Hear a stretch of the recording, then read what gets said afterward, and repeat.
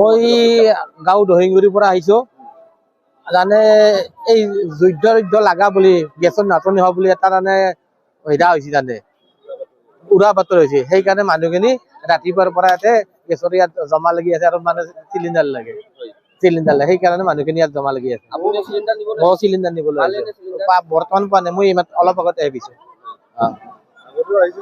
আগতে মই অহা নাই, আজি আহিছো। বহু মানুহ জমা আছে, ৰাতিপুৱাৰ পৰাই আছে, মোটামুটি 8:30 9টাৰ পৰাই আছে। এইখিনি আৰু গেছ নিব আহিছো, কিন্তু কথাটো হ'ল কি ফিংগাৰ মাৰিব লাগে বোলে। মানুহটোক আপোনালোকে দেখাই পাইছে কিমান মানুহ হৈছে। এতিয়া বহি জমা দিছো, ফিংগাৰ মাৰিব পৰা নাই। 9 বজাত আহিছো। শংকাত ভগা নাই এই কাৰণ গেছ হ'বই, কিন্তু এইগিলা যে কৰি আছে সেইকাৰণেহে ভাবি আছো কথাটো। গেছটো আমাক লাগবই, ফিংগাৰটো মাৰিব লাগবই, কিন্তু কথাটো হ'ল কি যদি আগতীয়াকে কলা হৈ বা গেছ দিয়াৰ লগে লগে বহীটো ঠিক ঠাক কৰি দিলা হৈ তেখেত ইমান ভিৰ নহলা হৈ। আজি যিমান ভিৰ হৈছে, আপোনালোকেতো কিমান ভিৰ হৈছে দেখাই পাইছে। বুকিং কৰাৰ কাৰণে আহিছে।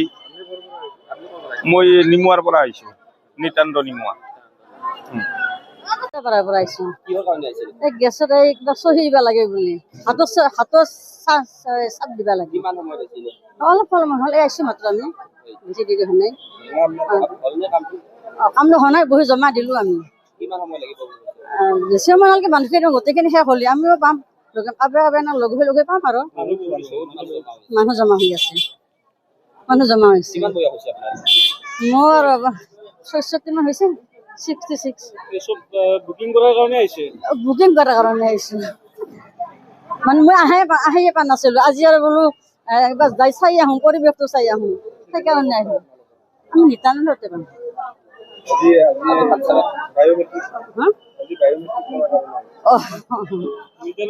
গাড়ী ভাড়া কৰি আহিব লগা হৈছে, বহুত দূৰ ঠাই। বেছি দূৰ নহয়, গাড়ী লৈ আহিছো। নিজা গাড়ী লৈ আহিছো।